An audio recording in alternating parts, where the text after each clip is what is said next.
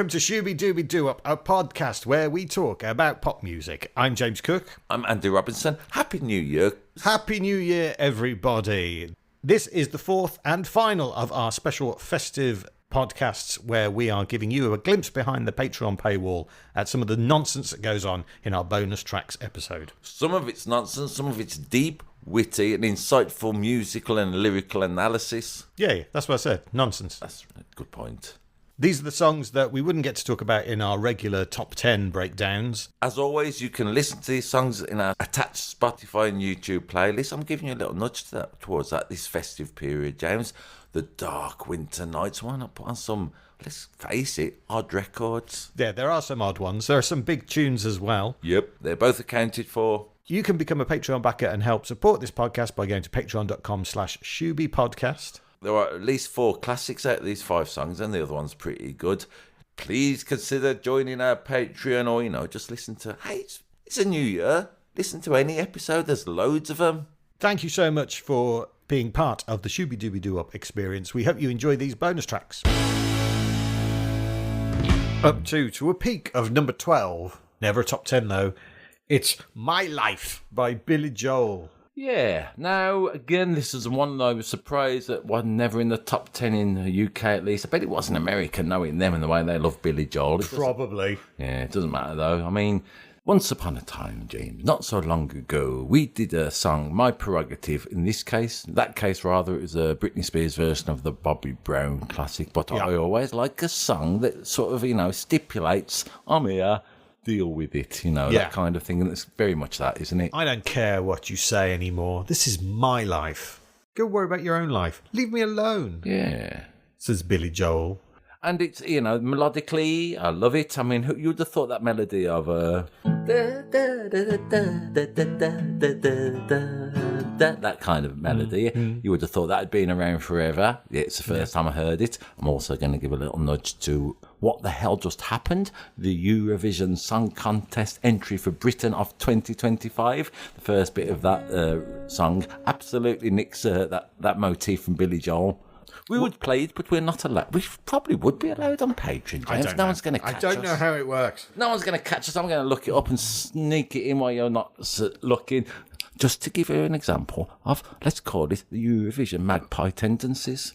What do you think of the middle 8 of My Life? I think it goes all over the place. Musically, it's interesting, it's complicated, and the words are Did you not intriguing. think it was a bit Beatlesy? Yeah. I never thought it would happen. All the melodies and everything. I am certainly not saying Billy Joel was not influenced by the Beatles. I mean, it turns up Paul McCartney. There he is, mentioned him. You'll only have to get a Muppets one in this extra content, James, and we'll be square. He's mates with Macca, isn't he? So I always like somebody like that. I'd like to be mates with Macca, James. Do you know who's doing backing vocals on this? No. Peter Cetera and Donnie Dacus from Chicago. Okay. Yeah. Who they? You know Peter Cetera. Yeah, we've mentioned his name before. Remind me. Peter, etc. He's, They're on backing vocals. Okay. It doesn't matter. He had an 80s hit, Peter Cetera, didn't he? Is it I Am the Man Who Will Fight for Your Honour? Yeah. Glory of Love. Correct us if we're talking bollocks. Actually, don't, because you'll be spending a long time correcting. But do it anyway. ShoobyPodcast@gmail.com. Just email us, guys. Hit us up. Drummer Liberty DeVito argued with the producer Phil Ramone about the drums on this recording. Yeah. The producer won, and DeVito says, every time I see the gold record on my wall, I mutter, fucking guy was right. Yeah. I like the little symbols that some people have sometimes as a big FU to people who told them they wouldn't be able to do it in the first place. Yeah, but this is, he told the producer that he was wrong and the producer was right. Yeah. Similar, I suppose. So, one of the reasons I picked this song, other than the fact that it fucking slaps, is in the first verse. Go on. He's talking about the guy who gives up his shop because he doesn't want to live the American way. I hear He goes to Los Angeles, and now he does the stand-up routine. So, like the way he gives them the stand-up routine. The way a teenage, like we do. That's what I was going to say. The way a teenage girl would relate to, let's call it, the heartbreaking of Olivia Rodrigo song, you are ascribing to Billy Joel because he speaks to you personally and he says things about your life as opposed to his life. He moves to the West Coast and now he does the stand-up routine in LA. What did he do before the old friend, though? He couldn't go the American way and he closed the shop. Some kind of shop. Yeah. You don't want to do that. You want to go and do the stand-up routine. I mean, James, me and you would say it takes much more than closing a shop and selling your house to do a stand-up routine. It takes years and years of going around the same old circuit for the same old money. Hey, thanks for Patreon. Or you could have like a parent who's connected, could have that as well. Oh, yeah. Do you know, a comedian once said to me, the thing is with you, Andy, you don't take enough risks. And I thought, your family have their own fucking crest of arms, so shut up. So I suppose we can't ascribe this to Billy Joel. He's living his life. Yeah. And he's also telling people, I like the line, mate, I never said you had to offer me a second chance. I never said I was a victim of circumstance. They're different lines in 2025, I'm going to say in a slightly no need for it way. Anyway, do you know who he's talking about, by the way, in the first verse, who closed the shop, moved to the West Coast, does the stand-up routine in LA? Richard Lewis. Oh, really? That's who that's about. Okay, Richard great. Lewis from Curb Your Enthusiasm. Sadly, no longer with us. That's right. That's good, isn't it? Neurotic stand-up of the 70s and 80s. Yeah. Yeah, so say, any notion that, I mean, we could recount loads of songs that have basically saying, I'm here, I'm doing this, deal with it. And it's one of them, and a beautiful one. And the comedy connections don't end there. Go on. Because this song was used as the theme tune to a sitcom. It's not this exact version, but it's a cover version that sounds more or less identical to it. It was used as the theme tune to the sitcom Bosom Buddies, starring Tom Hanks and Peter Scolari. One of those guys went on to have a bit of a film career. I mean, he's great, Peter Scolari, and I've loved all his work. So they're saying Bosom Buddies, what do you think the premise of the sitcom is? They were brothers from the same mother? Nope. Well, they're buddies. They're friends. Okay. I'll tell you that much.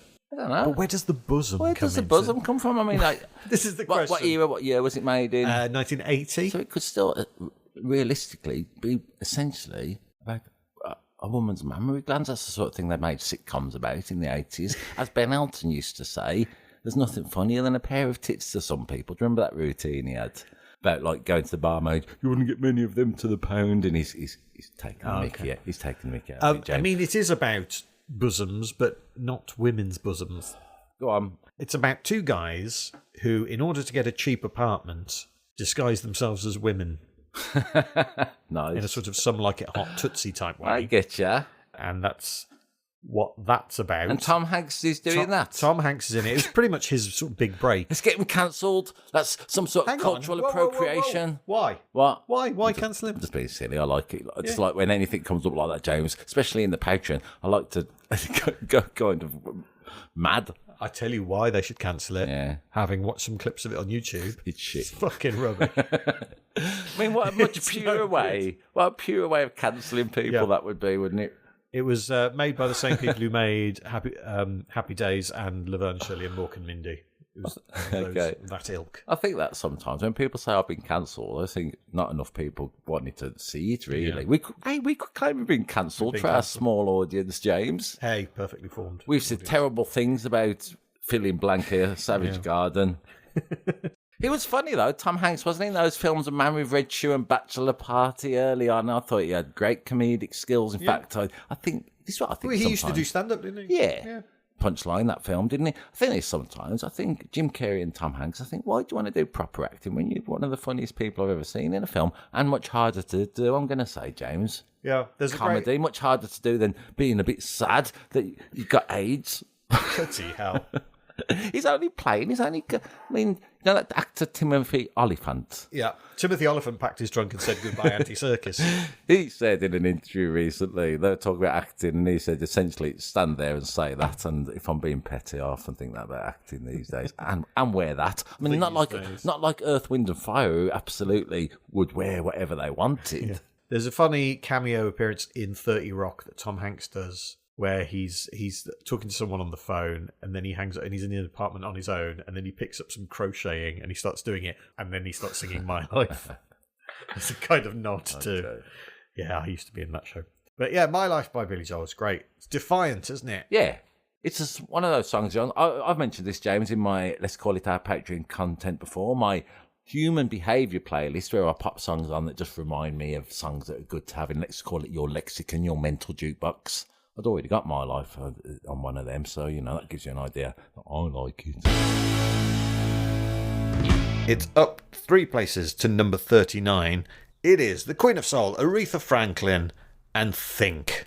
I was surprised it never made the top 10. Not even when it was re-released. Well, here's the thing. So it's in the movie Blues Brothers.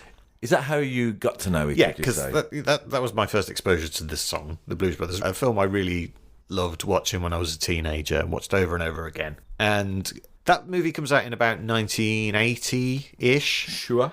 And about 10 years after that, the Blues Brothers single comes out. It comes out, like, weirdly quite a long time after the film. I don't know what you mean, the single. Everybody Needs Somebody to Love. Okay. That gets in the charts and is released in about 1990, and Think is like the double A side of that. And that never gets into the top 10 either. And we were spoiled for choice this week with songs we could have picked that never got into the top 10. Absolutely. We're not Marvin Gaye and Tammy Terrell on the head, for instance. Yeah, and there were other songs there. There was America, The Nice. Oh, yeah. That version of America was on there, and I thought, well, we'll definitely do that. Let's do it while we're here. MacArthur Park was on there. Young Girl by Union Gap.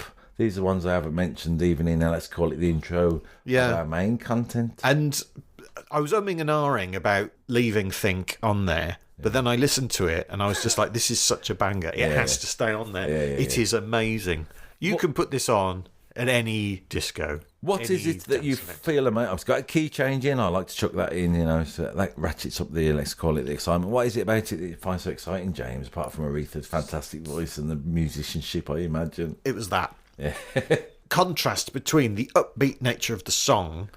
It's not downbeat, the lyrical content, but it's not happy, happy, joy, joy. No. No, it's someone getting a telling off. Yeah. She's giving whoever it is a bollocking. It's a funky scolding. Is what it is. Well, that should be a new category that we do. It's got a funky scolding. And it is a woman telling a man to bloody think, which we all need to be told from time to time. She ain't no psychiatrist, she ain't no doctor with degrees, but it don't take too much high IQ to see what you're doing to me. Yeah, all that kind of stuff, great, isn't it? Yeah. It reminded me a little bit, James, of one of our Patreon content of Don't Come the Cowboy With Me, Sonny Jim, that sort of Kirsten McCall song. It's got a similar spirit to it, hasn't it? Written by Aretha Franklin and Ted White. Yes. Who she was married to. Ah, okay, I never knew that. At the time. Great. They would separate in 1968. Great. And divorce the following year. That makes a lot of sense when you consider the song, doesn't it? Yeah. It was a tumultuous marriage. Okay. Let's say that. In December 1969, after their divorce, Ted White shoots Sam Cooke's brother in the groin because he went to visit Aretha Franklin. Oh dear. Yeah. Yeah, a troubled relationship, but it gives us this song. Yes. And how do we feel about that? Yeah, well, good luck, everybody, but I like it. I like the song a little bit. It's got that bit, isn't it? Apart from all the things, I think it's in B flat. I like the bit that goes, freedom, freedom, freedom, freedom, freedom. Yeah? Reminded me a little bit, James. It's in the same key. It's a love shack. It's a little old place. Oh, yeah. It's got that kind of exciting chord change anyway. Yeah. It builds up. It builds. What does it build to? Freedom! Yeah, man. As heard on the soundtrack of the movie Braveheart. They should have played this in Braveheart. Yeah. Marmalade should have done it with their Scottish freedom-loving ways. They could have all had a big dance. But it's great. I just remember the clip from the Blues Brothers. In the diner. They're in the diner and Aretha's working at the diner, and then it's Matt Guitar Murphy is her husband in it, and they're trying to get him to come away on tour with them, and she's like, you better think about what you're going to do, and she does this whole song, and it's really, really convincing, and then he just fucks off anyway. Yeah, great as well. Particularly what I liked when I saw that film as a young man, I liked the complexity of the guitarist kind of play a band, Aretha telling him in the way she does to not do it, and you think, just take Aretha with you, you pair of Charlie's dad and John, you know what I mean? With you. Yeah, I like Blues Brothers. I'm going to say they're not as skilled musically as Aretha Franklin. No, that's true. They did fill that ballroom. How many more tickets are they going to sell? But there are no women in the Blues Brothers band. Yeah. A bit like the top 10. Yeah. We've stumbled upon something this week. Yeah. Not sure what. Sexist Blues Brothers. It's not the Blues Sisters, is it? Have you ever dressed up as a blues brother? You strike me as a man who might have. I have not dressed up. Have I? I haven't done the hat and the glasses. Right, yeah, okay. I have had a black suit and a black tie. Yeah, Reservoir Dog then. People go, oh, Reservoir Dog. Oh, not really. I've been to see one of those big Blues Brothers live shows that they do. But it was fun. Yeah, it was great fun. Yeah, man. Such a laugh. And if this comes on, and I've had a few, I am going to do the Blues Brothers dancing from... Absolutely. The steppy dance. I'm going to do that. I like it. Again, it's got that feel Aretha, hasn't it, around this time? I don't know when it was. I imagine one before maybe, but Respect, it's got a similar vibe to Respect. It's got a similar theme. I like the fact that she's saying, I need some respect, and then you better think about what you're doing to me. Top 40, the pop charts at the moment, full of women, aren't they, saying, treat me better. I mean, they're making great music, a lot of the women in pop music at the moment, but I like to think certainly Aretha is a less proponent. Is proponent the right word? Yeah. Sure. Yeah. It's a new entry at number 43. It's Sheer Elegance with Milky Way. It's a very pleasant soul record, isn't it? I don't know why I chose this one. I just fancied it. I clicked on the title. I thought that'll do. I didn't like it. This is the thought that goes into this podcast, backers. It sort of is, because I often, James, when you've nabbed all the best threes first to do, I have to go find another 3 records that never made the top 10. So I'm pretty comprehensive. I give them all a little go. Hey, do you know what? I was listening to a website I love the other day called Retro Chart Radio. Yeah? Yeah. And what that does is play any song that made the top 40 from 1952 to 1999, yeah? Mm-hmm. And then I had that on the other day, as I tend to do when I'm not listening to top 10s for this, just enjoying it. Then Tommy Steele came on with Water, Water Everywhere. I was singing along to it. The person I was with said, how do you know this song? I said, well, it's a lifestyle choice me and James have made that's gone wrong. Anyway, yeah, so I click on all the records often, just have a little click. I got into it this week. I thought it's a pretty song. Did you like it? It's groovy again. Yeah, it's a groovy song. It's got a key change in. It's quite nice. It's, it's a romantic song, yeah, isn't it? What do you know of Sheer Elegance? Very well, nothing apart from that looks interesting. Let's click on it. Well, they had appeared on the 70s answer to the X Factor. Oh, yeah. New Faces. Did they? Are they one of those bands? Yeah, in 1975, the series that was won by Marty Kane, and on which Lenny Henry came fourth. I only remember the reboot of New Faces in the 80s that came live from Birmingham Hippodrome. Oh, that's right, yeah. Which Marty Kane hosted.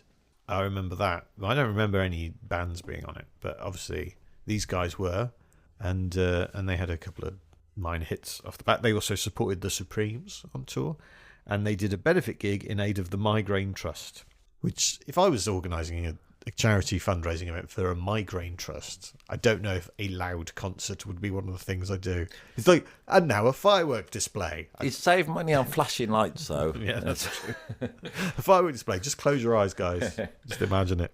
It's all about him and his pretty baby on the Milky Way, yeah? Yeah. Essentially, that's the chorus. It's not a euphemism. Well, it made me think, James, because it's Christmas. I'm blaming you for your influence on this. I was listening to this record thinking it's Christmas time, and I was thinking, me and my baby on the Milky Way. I just thought they had a selection box and just scoffing loads of Milky Ways. Selection boxes were such a waste of packaging, weren't they? Yeah. They were all massive, and there'd be like 6 chocolate bars in it. Yeah. So I like this notion the size of a sideboard. It's a good idea that at Christmas time there's a song about me and my baby just staying in and eating loads of chocolate. I'm sure that's not how Sheer Elegance intended it, but here we are. Well, I did look up, of course, songs with the same names as chocolate bars. Do it. All right, then. Can you think of any? All right. I mean, I can give you some clues. Life on Mars. Life on Mars, obviously. Girl from Mars as well. Celebration. You could say Celebrate was it's more tenuous. No, I mean, you can have that, fine. How about a song from the 80s that we've covered?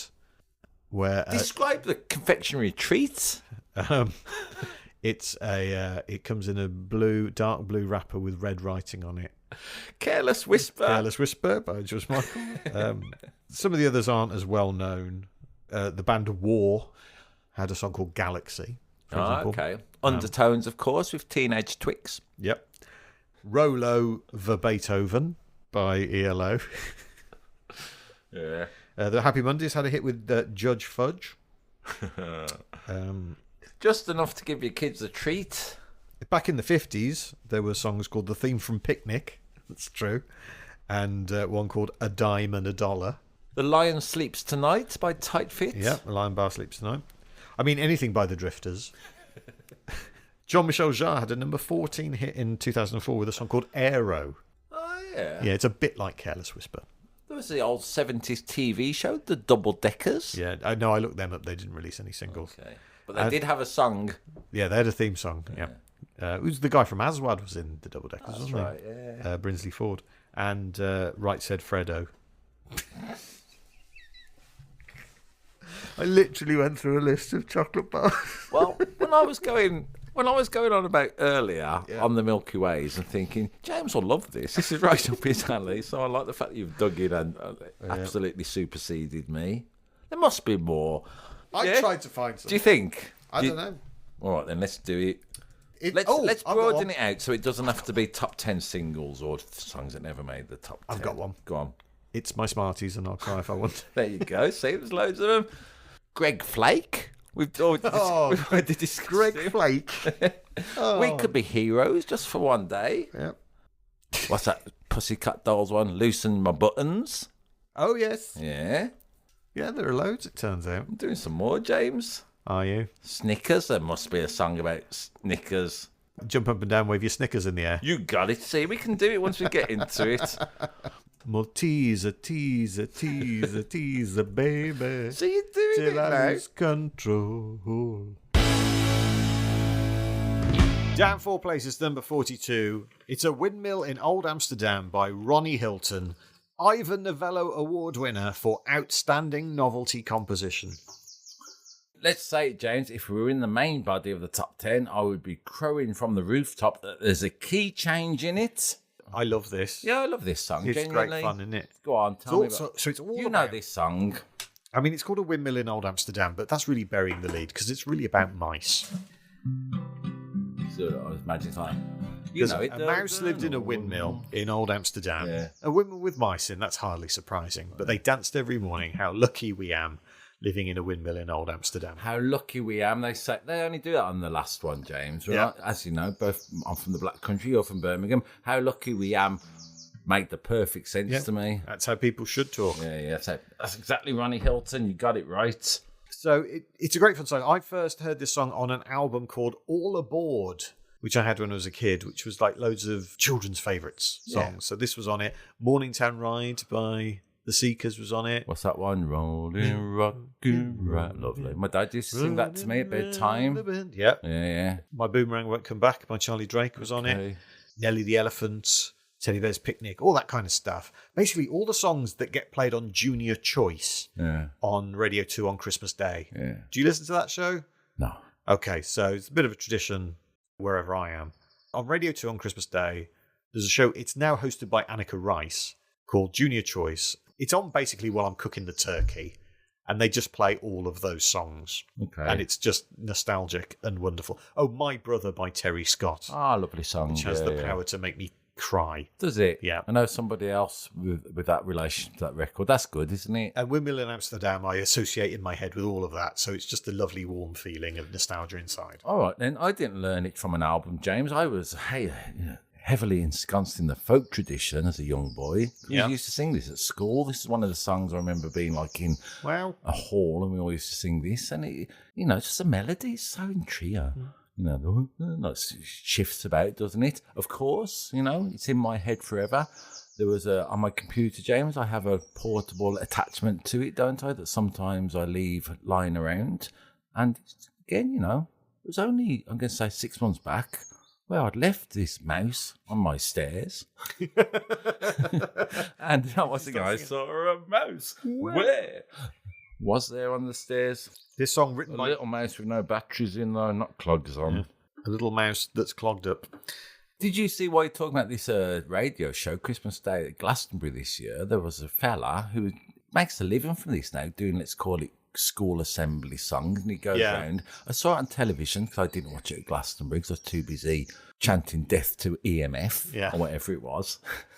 and then I saw all these adults singing along on some news report on the BBC coverage. And I thought, you bunch of squares, really. You know what I mean? Trying to get back to your childhood a little bit. There was a faux naivety, I'm going to say, about it. But then, listening to this record this week, if I'd known it, I would have been signing up to that Glastonbury show. Where do we sing this song? I don't know why. It's so appealing. I'd forgotten all about it.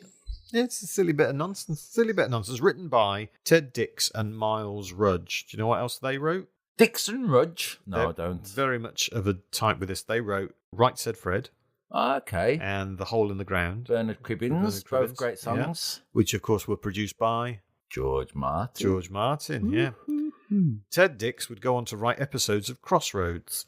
Which was a theme covered by whom for a 1976 album while we're talking Beatles? Who covered the Crossroads theme? I don't know. Paul McCartney. Did they? James. Have you not heard it? No. They used to do it because it's rock version. They used to do it when it was very dramatic.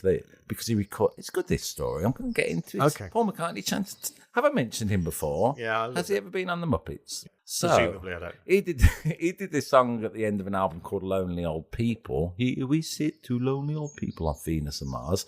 And then for a joke, he thought, how are we going to end this album? Because he had Lonely Old People. They did the Crossroads theme because he thought lonely old people watch Crossroads. And then that television show, like I say, when they had a dramatic ending, they used this version of Crossroads. It's good.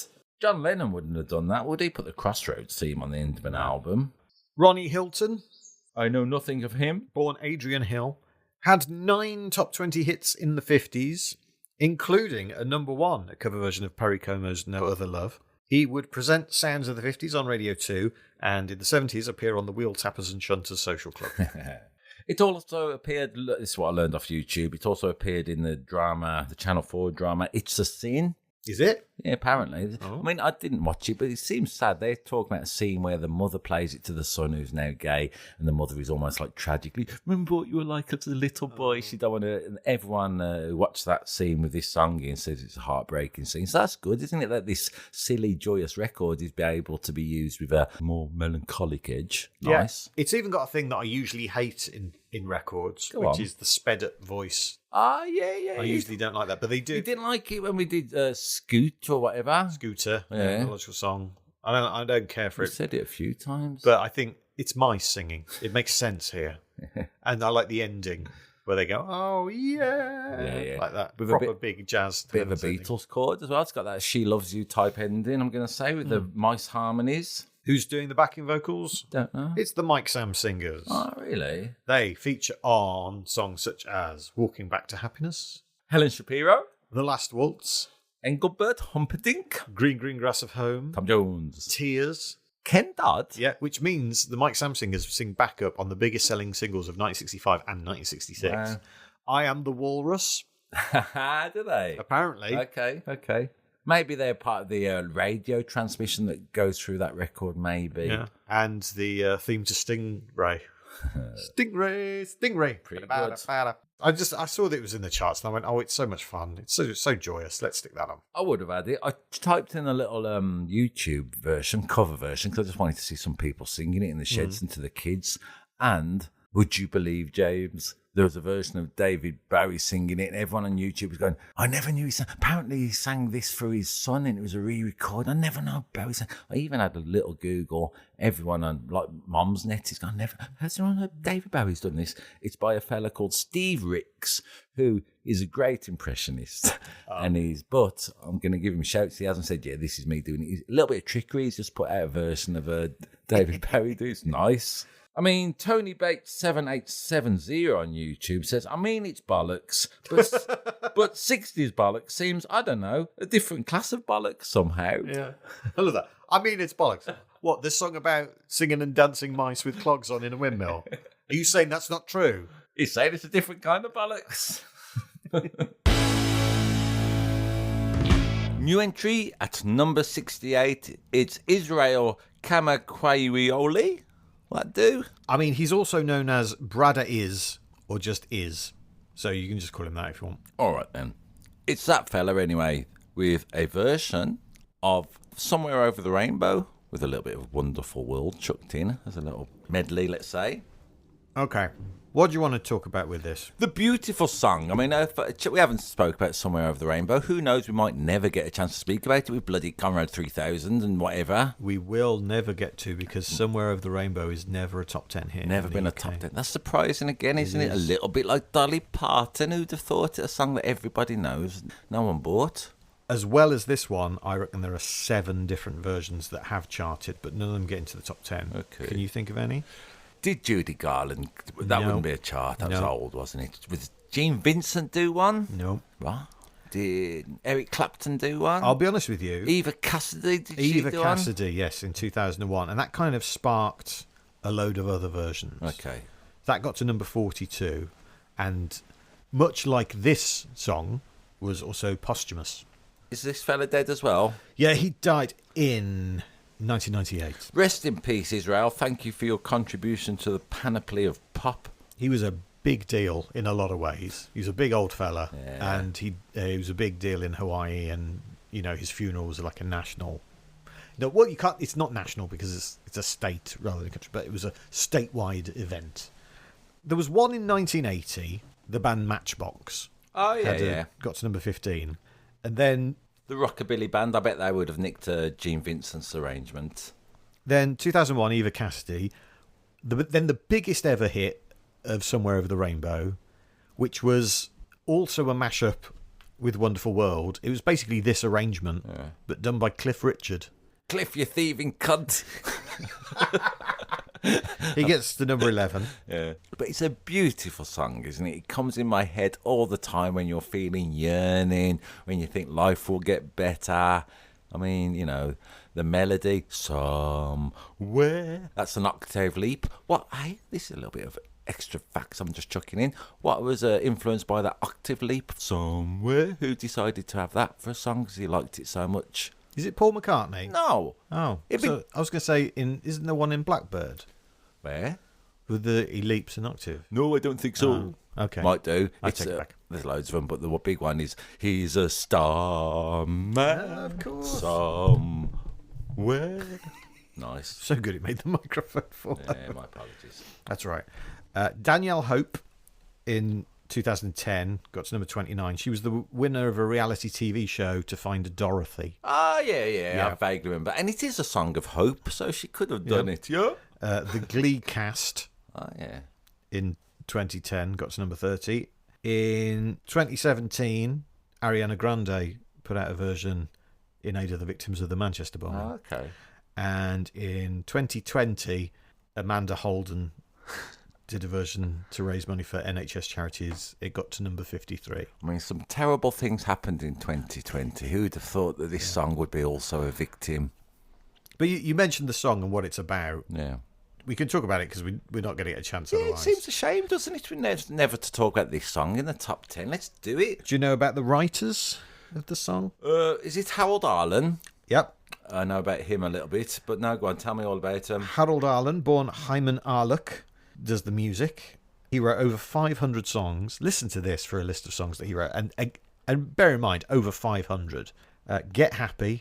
I'm not going to do the thing when I name artists, because these sort of are songs are standards, standards yeah. and everyone do them okay. Let's Fall in Love. Stormy Weather. Yeah, One of my favourites, Lydia the Tattooed Lady. I like that song, yeah. That Old Black Magic. Accentuate the Positive. One for My Baby and One More for the Road. How can one man write so many great songs? It's incredible. I think this a little. I've been thinking about this week, James, because of a film I saw. What was it? It was Grease, actually. And I was watching Olivia sing "Hopelessly Devoted to You." Yeah. Mm-hmm. My knowledge of that song, it was written for the film. Yeah. Yeah. It was a new one because it wasn't in the musical. And then I thought about what my experience of songwriting is. And you have to write a few before you get a good one. And I was wondering whether these skilled writers have got a job to write a song for Grease, and that's the one they do. Whether they have to write half a dozen or a dozen and think that's the best one. Yeah, it'll be that one. You would imagine so, wouldn't it's you? gotta So be. this notion of these 500 best songs, he probably wrote 3,000. That's complete conjecture. I don't know, but it's worth thinking about. The story is that Arlen came up with the tune outside a chemist on Sunset Boulevard. Okay. The lyrics are by Yip Harburg, born Isidor Hochberg, who went to school with Ira Gershwin. Incredible. Amazing. He wrote the lyrics, to Lydia the Tattooed Lady. He worked a lot with Arlen. He also wrote the lyrics to Brother, Can You Spare a Dime? the unofficial anthem of the Great Depression. Yeah. And was blacklisted between 1950 and 1962 by the McCarthy. I remember. Have you ever been a member of the Communist Party? And he refused to answer, and he refused to dob anyone in. Dolly Parton would last 3 minutes in front of the McCarthy committee with her, let's call it, leftist diatribe. She'd kick their asses. Which meant he couldn't work in Hollywood for 12 years. He wasn't allowed to travel abroad because they took his passport away. This song, according to Harburg, and he wrote the lyrics, he says this song is about the New Deal, Roosevelt's New Deal to end the Great Depression. And it was about his hope that was going to be, the bad times were going to be over. And he wrote something that you can fit to nearly any situation when you're feeling a little bit blue, as they say. I said blue then because we're in 1930s. That's what they used to say in the 30s. I'm feeling... No, you wouldn't hear anyone say that when they're feeling sad now, would I? Hey, I'm just a little bit blue. I hear in songs sometimes. I think that modern song, I think that's old-fashioned. It means dirty jokes these days. It's a different thing. Obviously, it's in Wizard of Oz. What? Won the Oscar for Best Song. Voted the number one song of the 20th century. I would agree in many ways. I mean, it's a bit of a nonsense competition, but it's got to be up there, hasn't it? By the Recording Industry Association of America and the National Endowment for the Arts. And then along comes Brother Is and does this version, which was apparently recorded at 3 a.m. in 1988. One take deal. Nice. But this isn't the version that he releases originally. There is a version in 1990 that he released that's a bit more produced and a bit more sort of upbeat and bouncy. But this one had the magic. Yeah. And it was probably on an advert, wasn't it, I imagine? Yeah. Well, yeah, first released in 1993. It features in the movies Meet Joe Black, Finding Forrester, 50 First Dates, Fred Claus, and the TV shows ER, Scrubs, Glee, Lost, Life on Mars, Modern Family, among many, many others. Shows up all the time. The World Digital Song Sales Chart, compiled by Nielsen and published by Billboard. So this is a chart of digital downloads of songs in the world. It's a chart that began in 2010, and this song was the number one for the first 116 weeks. It has now been number one in that chart for 370 weeks on and off. It was last at number one in May 2025. It has spent 810 weeks on it. Basically, it's never been off that chart. Right, yeah. This song, it's hugely popular around the world. In the UK, between April 2007 and February 2011, it sort of pops in and out of the chart, spending 22 weeks, and it peaks at number 44 in January 2011. I feel a little bit like the old sexist trope, James, of two women walk into a bar and one's really attractive and the other one not so much, and all the attention goes to Somewhere Over the Rainbow. We've kind of not really talked about What a Wonderful World. We can do. Will that ever make the top 10? Well, it does. It's a number one single. Well, let's not do that then, and just because that will come up probably soon now. In fact, it's been a number one twice in the UK. What a Wonderful World by Louis Armstrong. Louis Armstrong the first time in 1968, I think. And do you know when the other one was? Who did that? It was a sort of posthumous duet between Eva Cassidy and Katie Melua. Okay. Katie Melua was alive. Yeah. Well, she still is. Well, depending on when you're listening to this. Raising money for the Red Cross. So it does show up again. So we don't need to do it. When we get to it eventually, because we're going to do every song that's ever been released, we'll do it. We'll do it then. Feels like that sometimes. Yeah. I was out and about the other day listening to the radio, and then it's disconcerting, James, because throughout the day I had the radio on, and about half the day I was thinking, we've talked about this. We've done over 500 songs now. Right. It seems a fitting finale talking about, I don't know, them songs, James, for this year, 2025. The year that's just gone. The year that's just gone. Hey, my acquaintances, I'm going to forget them, just reminding myself. And in the meantime, thank you so much for listening. Thank you for your support. Thank you for just your general interest in pop music. Thank you to all the artists who made these songs. Thank you to all the people who bought them to never, ever put them in the top 10. Thank you, James. Oh, and thank you, Andy. We've got some exciting plans coming up in 2026. If you'd like to be part of it, go to patreon.com/Shooby Podcast and become a backer. But until next time, Shooby Dooby Doo Up. And a very happy bop bop shoo up.